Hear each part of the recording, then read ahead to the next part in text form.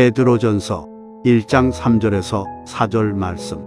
우리 주 예수 그리스도의 아버지 하나님을 찬송하리로다. 그의 많으신 긍휼대로 예수 그리스도를 죽은 자 가운데서 부활하게 하심으로 말미암아 우리를 거듭나게 하사 산 소망이 있게 하시며 썩지 않고 더럽지 않고 쇠하지 아니하는 유업을 있게 하시나니 곧 너희를 위하여 하늘에 간직하신 것이다. 아멘. 목사의 직임을 감당하다 보니 여러분들보다는 장례식에 참여하거나 또 장례식을 집도하는 경우들이 참 많이 있습니다. 그때마다 목사로서 마음에 다짐하고 기도하는 것이 있습니다. 하나님께서 내게 맡겨주신 귀한 영혼들을 반드시 천국으로 인도해야 할 텐데 하나님 그 직임을 목사로서 잘 감당할 수 있도록 제게 힘을 주세요 라고 하는 그런 기도를 빼놓지 않고 드리고 있습니다. 오늘 우리가 본문 베드로전서 1장 3절에서 4절 말씀을 읽었습니다. 이 본문 중심으로 하나님을 찬송해야 할 이유라고 하는 제목으로 오늘 여러분들에게 하나님의 말씀을 증거하도록 하겠습니다. 우리가 하나님의 이름을 부를 때마다 그 하나님 앞에 붙이는 여러 가지 단어들이 있습니다. 사랑의 하나님, 우주 만물을 말씀으로 창조하신 하나님, 인간의 생사화복을 주장하시는 하나님, 그리고 또 하나 우리가 빼놓지 않고 즐겨 하나님을 부를 때 쓰는 단어가 있지요. 전능하신 하나님이라고 우리가 하나님을 부르며 기도를 드릴 때가 참 많이 있습니다. 그렇습니다. 우리가 믿는 하나님은 전지전능하신 분으로 무한한 능력을 갖고 계신 분이시지요. 그런데 하나님은 그 무한한 그러한 능력을 찬송하는 자들에게 경험하게 하실 뿐만 아니라 그 무한한 능력을 덧입혀 주시기를 기뻐하신다고 하는 것입니다. 다윗 하면 예수 믿는 사람은 물론이지만 믿지 않는 사람들조차 이 다윗 왕에 관한 스토리를 알고 있습니다. 그 가운데 하나가 뭔고 하니 바로 골리앗과의 싸움에서 이 어린 다윗이 승리한 사건이지요. 이는 예수 믿는 사람은 물론이지만 믿지 않는 사람들조차 알고 있을 만큼 다윗에게 있어서 유명한 그러한 사건이라고 하는 것이지요. 그런데 우리는 알고 있습니다. 어린 다윗이 어떻게 용사였던 골리앗을 물리칠 수 있었던가를 우리는 알고 있습니다. 다윗에게 특별한 남다른 능력이 있었습니까? 그건 아니지요. 그렇다면 다윗이 골리앗보다 더 강력한 어떤 무기를 지니고 있었습니까? 그것도 아닙니다. 그런데 결론적으로 다윗이 승리했습니다. 어떻게요? 무한한 하나님의 능력이 그 순간 그와 함께 하셨기 때문이었습니다. 이것이 어린 다윗이 승리한 비결이라고 하는 것 우리는 알고 있습니다.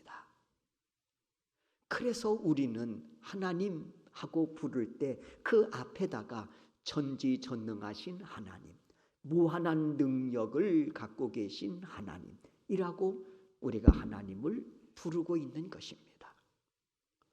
오늘 본문 말씀은 베드로 사도가 당시 로마 제국의 핍박하에 있던 성도들에게 보낸 서신입니다. 당시에 이 로마서를 베드로 전서를 받아보는 성도들은 예수님 때문에 그리고 믿음을 지키기 위해서 감당해야 할 수많은 고난들이 있었다는 것입니다. 그 중에 어떤 고난이냐? 살아있는 사람에게 콜타르를 묻혀가지고 횃불로 쓸 만큼 그런 고난을 감수해야 했던 그런 상황 속에 이 기독교인들이 처해 있었다는 것입니다. 그런 고난 앞에 있는 성도들에게 베드로가 이 베드로 전후서를 써서 그들을 격려하고 그들을 위로하고 있는 바로 말씀이라고 하는 것이지요.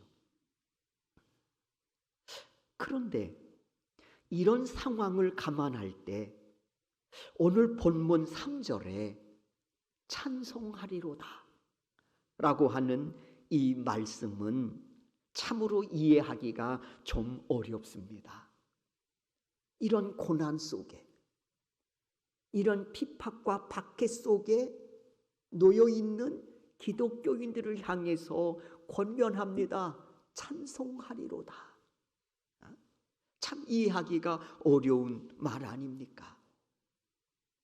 때문에 오늘 이 말씀을 통해서, 오늘 본문을 통해서 그 이유를 살펴보려고 합니다. 그래서 우리 가운데에서도요, 어떤 환경에 처한다고 할지라도 그 환경을 초월하는, 그리고 믿음으로 그 환경을 다스림으로써 찬송이 여러분의 입술을 통해서도 선포될 수 있기를 주의 이름으로 축원합니다. 3절을 보십니다. 3절을 보시면 우리를 거듭나게 하사라고 하는 말씀이 있습니다. 그렇습니다. 고난 중에도 그리스도인들이 첫 번째 찬송해야 될 이유가 뭔고 하니 우리를 거듭나게 하셨기 때문이라는 것입니다. 이를 다른 말로 표현하자면 우리를 죄악에서 건져 구원해 주셨기 때문이라고 하는 것이지요. 이 이유가 어떤 고난 앞에서도 그리스도인들은 찬송해야 할 이유로 삼고 살아가야 한다고 하는 것입니다. 사랑하는 성도 여러분, 예수님이 없는 인생의 종착역을 생각해 보셨습니까?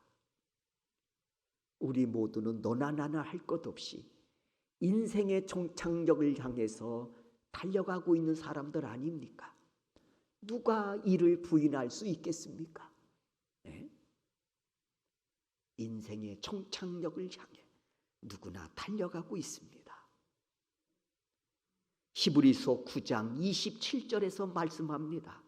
한 번 죽는 것은 사람에게 정해진 것이요, 그 후에는 심판이 있다는 사실을 말씀하고 있습니다.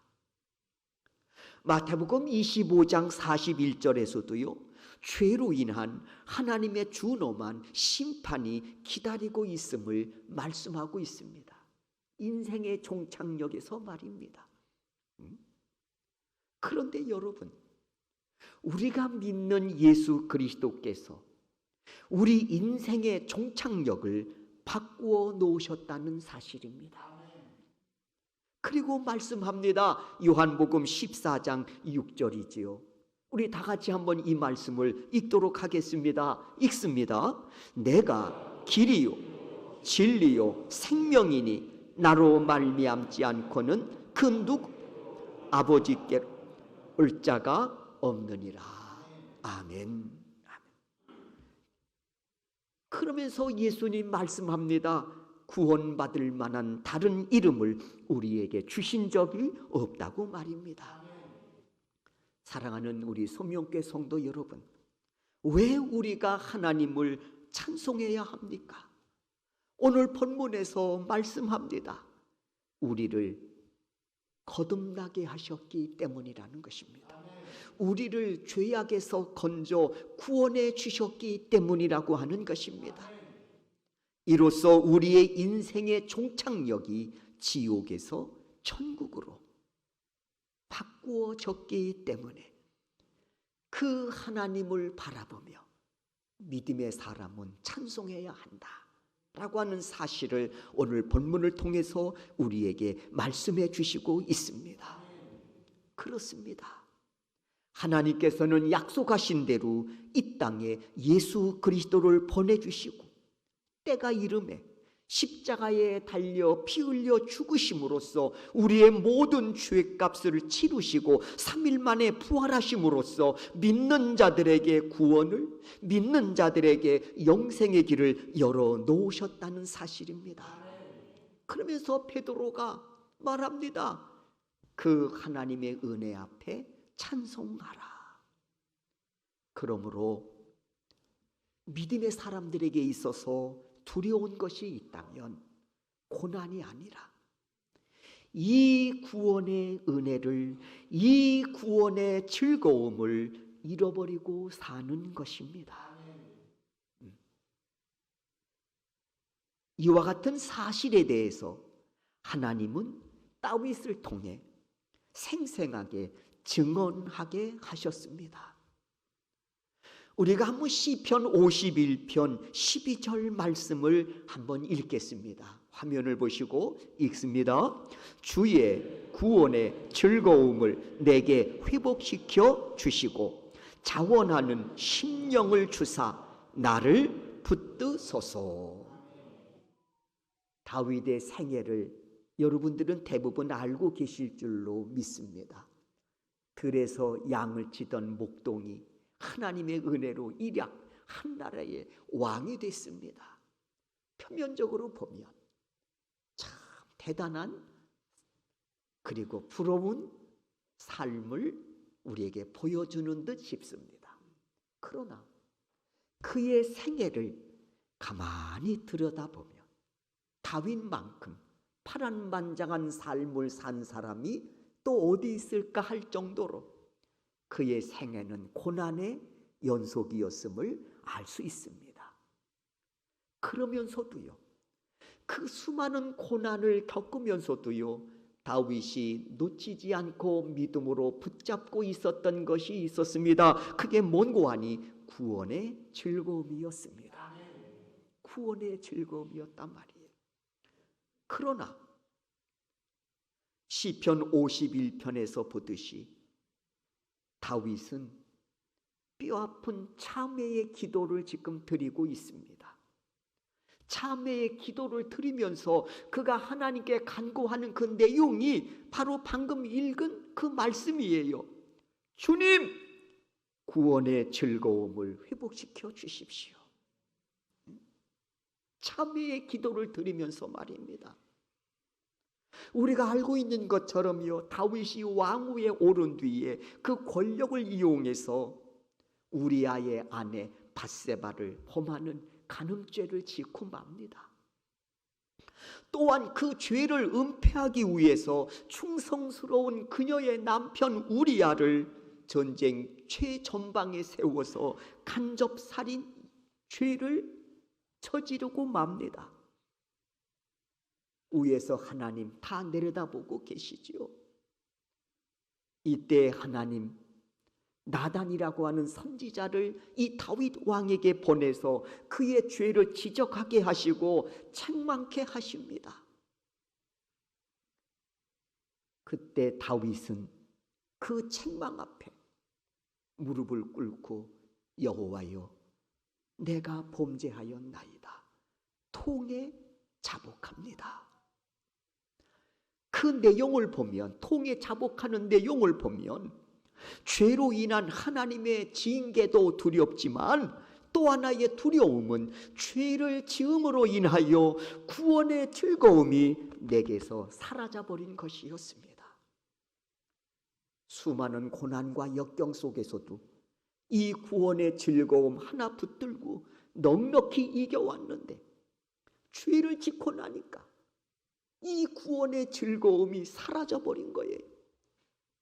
다윗에게 있어서 구원의 즐거움이 사라졌다고 하는 것은 삶의 동력이 사라졌다는 것입니다.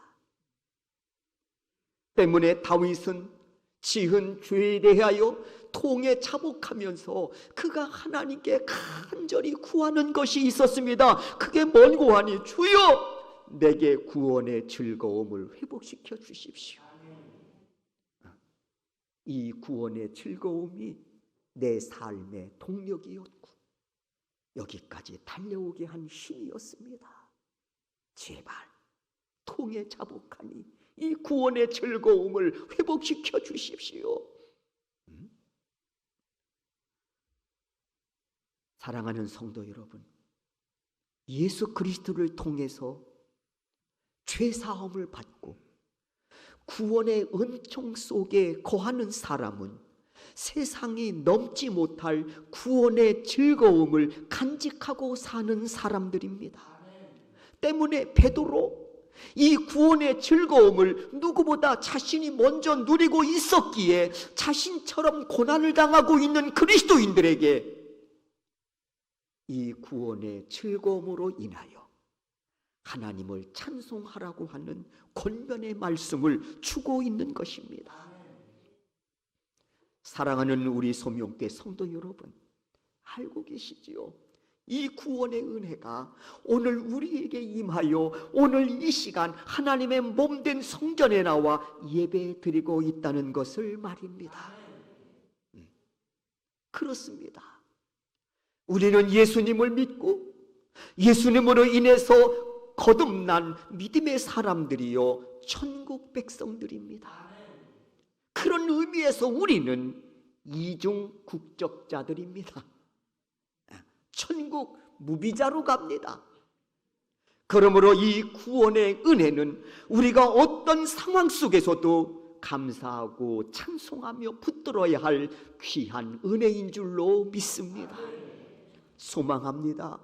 여러분 모두가 이 구원의 은혜를 붙들고 베드로처럼 초대교회 성도들처럼 어떤 상황 속에서도 믿음으로 모든 것을 이기고 다스리며 내게 구원의 은혜를 주신 하나님을 찬송할 수 있는 그런 믿음의 사람으로 오늘을 살아가는 우리 소명교회 성도 여러분들이 되실 수 있기를 주의 이름으로 축원합니다. 두 번째, 찬송할 이유가 있음을 말씀합니다. 3절이지요. 산 소망이 있게 하시며 하고 말씀합니다. 예수 그리스도를 죽은 자 가운데서 부활하게 하심으로 말미암아 산 소망이 있게 하시며. 그렇습니다.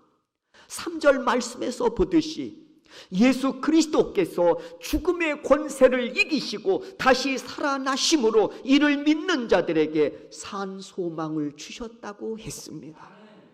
여기서 산 소망은 천국에 대한 소망입니다. 이것이 곧 우리가 어떤 상황 속에서도 하나님을 찬송할 이유입니다. 이 소망은 너무도 귀하지요. 이는 세상 그 어떤 것과도 비교할 수 없는 위대하고도 영광스러우며 복된 소망입니다. 이 소망은 썩지 않는 소망이지요. 이 소망은 쇠하지 않는 소망입니다. 낡아지지 않는 소망이라고 하는 것이지요. 이 소망은 나를 복되고 복되게 하는 소망입니다. 예수 그리스도께서 보증해 주신 바로 소망입니다. 여러분, 바울도 평생 이 소망을 품고 사명을 감당하며 살았습니다. 특히 디모데 후서는 바울의 13가지 이 서신 중에서 마지막 서신으로 참수형을 앞에 두고 기록한 서신입니다. 그런데 이 서신 내용을 보면 참으로 놀랄 만한 표현들로 가득 차 있습니다. 디모데후서 1장 1절입니다. 하나님의 뜻대로 말미암아 그리스도 예수 안에 있는 생명의 약속대로 그리스도 예수의 사도된 바울은 하면서 서신을 시작합니다. 바울은 이제 얼마 지나지 않아 참수형을 당하게 됩니다. 본인도 알고 있습니다. 이런 상황 속에서 디모데에게 이렇게 고백합니다. 나는 하나님께로부터 생명의 약속을 받은 사람이라고 말입니다. 그리고 이 약속의 말씀이 내게는 소망이라고 증언합니다. 여기서 말하는 생명은 영원한 생명을 뜻합니다. 그러면서 그는 전합니다. 이 영원한 생명을 약속하신 하나님을 찬송하라고 말입니다. 이는 히브리서에 기록된 믿음의 사람들도 마찬가지였습니다. 이들 역시 예수님 때문에, 그리고 믿음을 지키기 위해서 감당해야 될 수많은 고난과 박해들이 있었습니다. 고문과 조롱과 채찍질과 결박과 옥에 갇힘, 수없이 믿음의 사람들이 감당해야 될 고난들이었습니다. 이뿐만이 아닙니다. 심지어 돌에 맞는가 하면 톱으로 몸이 잘려나가는 고난을 감수해야 됐고, 칼에 찔려 죽임을 당하는 일도 이들은 감수해야 했습니다. 믿음을 지키기 위해서 말입니다. 주어진 사명을 감당하기 위해서 말입니다. 그럼에도 성도들은 순교를 담대하게 받아들였습니다. 어떻게 이런 일이 가능할 수 있었을까? 이유는 분명합니다. 바로 부활을 통한 영원한 생명을 약속받았기 때문이었습니다. 스데반은 복음을 전하다가 돌에 맞아 순교하면서 그가 모든 사람들에게 보여준 그의 얼굴은 빛났다고 했습니다. 어떻게 이 일이 가능할 수 있었을까? 부활을 통한 영원한 생명을 약속받았기 때문이었습니다. 이 믿음이 모든 환난을 이겨냈고요, 심지어 찬송까지 할 수 있었다는 것이지. 사랑하는 성도 여러분, 우리에게 생명은 귀한 겁니다. 무엇과 바꿀 수 있겠습니까? 없습니다. 이렇게 육신의 생명도 귀하고 귀할진데 영원한 생명은 그 얼마나 귀하고 귀하겠습니까?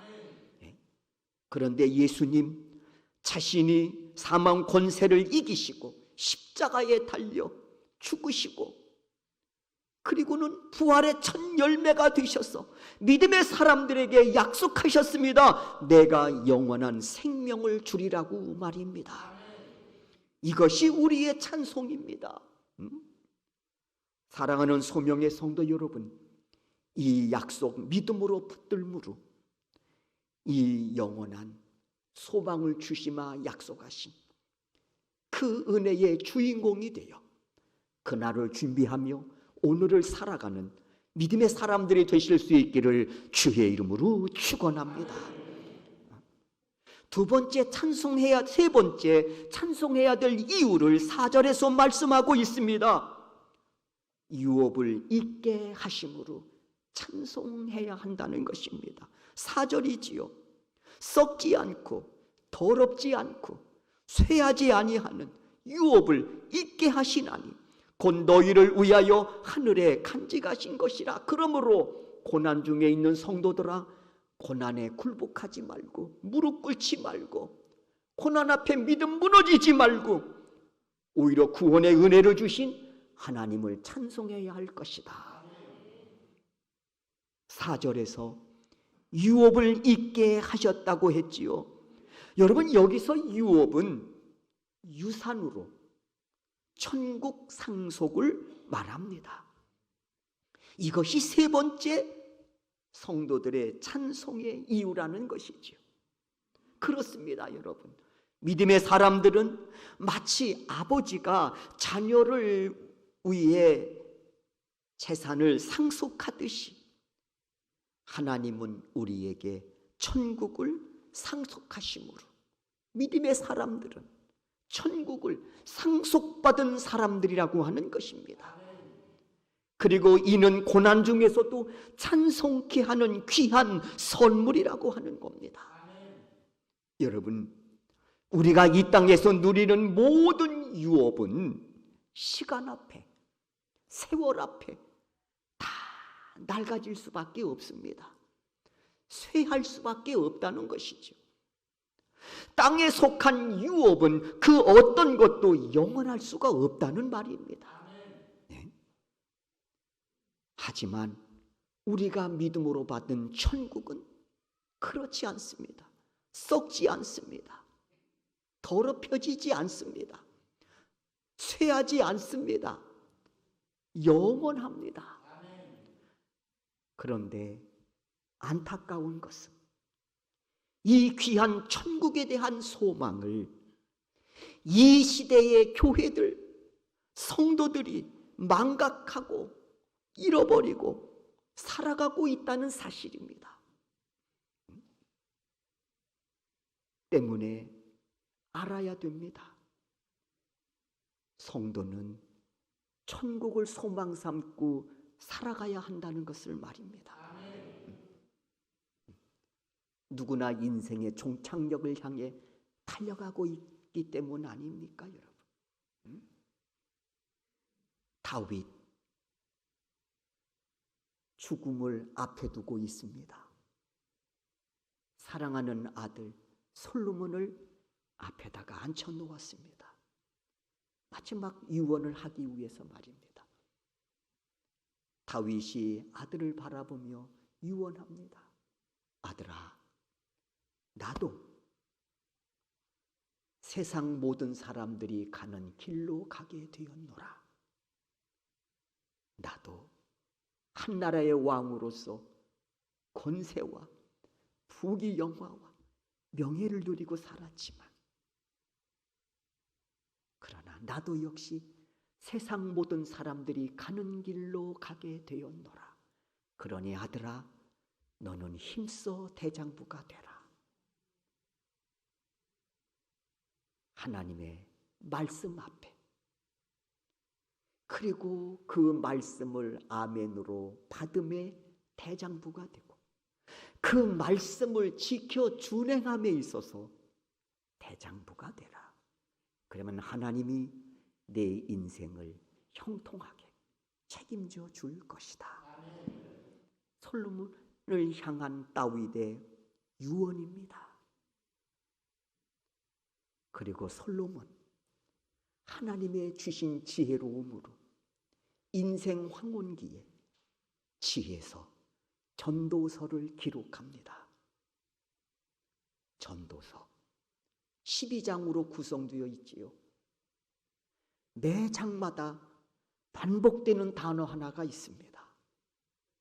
헛되고 헛되고 헛되니 모든 것이 헛되도다. 솔로몬이 누굽니까? 당대의 최고의 권력자입니다. 부귀영화 대단합니다. 명예, 지금도 솔로몬 하면 지혜로운 왕으로 일컬을 받고 있는데 당대의 그 명성이 얼마나 높았겠습니까? 네? 권력과 부귀영화와 명예를 누렸던 그가 인생 황혼기에 전도서를 통해서 기록하기를 헛되고 헛되고 헛되니 모든 것이 헛되도다. 솔로몬은 인생을 비관적으로 본 사람이 아니거든요. 염세주의자도 아닙니다. 그런데 왜 이런 말을 했을까? 그것도 인생 황혼기에 이유가 있습니다. 인생의 본분이 뭔 줄 아느냐? 12장 마지막 장에서 하나님을 경외하라.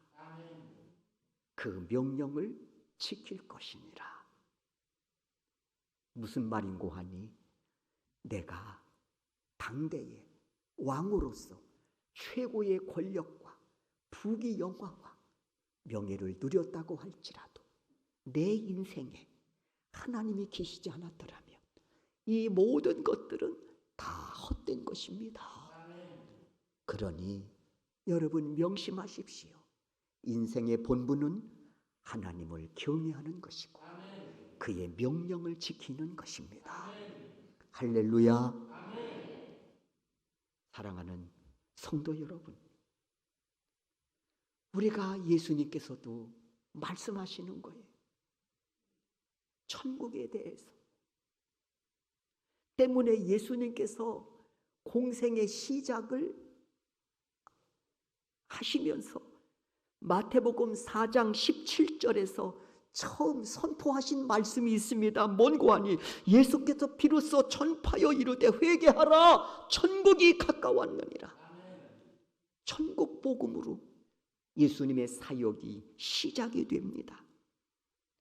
그러면서 3년 공생애 동안에 비유로, 이적으로, 가르침으로 천국과 지옥에 대한 말씀을 계속 반복하고 계신 거예요. 심지어는 예수님 최후 십자가에 달려 죽으시면서까지 그 자리에서 한 강도를 천국으로 인도하시지 않습니까? 가만히 보면 예수님의 사역은 천국으로 시작해서요, 천국으로 마치는 거예요.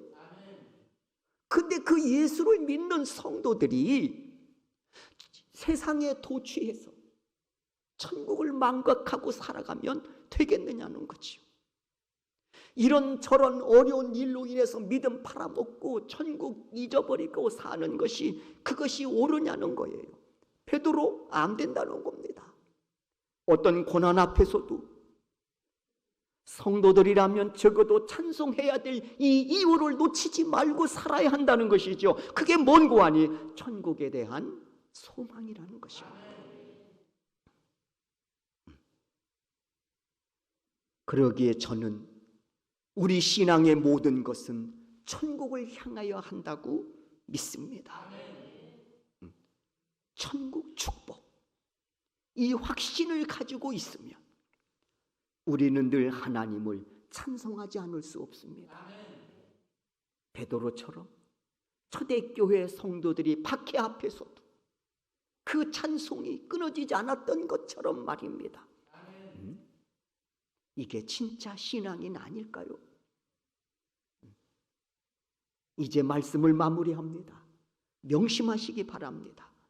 우리 예수님께서 우리를 죄 가운데 구원하사 거듭나게 하셨고 우리로 하여금 부활 신앙으로 영원한 생명을 소망 삼게 하셨습니다. 그리고 우리를 최후 천국을 상속받게 하셨습니다. 이 은혜, 이 축복을 잊지 마십시오. 이로써 모든 환경을 믿음으로 다스리며 구원의 은혜를 주신 하나님을 찬송하는 그런 삶을 살아가는 우리 소명교회 성도 여러분들이 되실 수 있기를 주의 이름으로 축원합니다.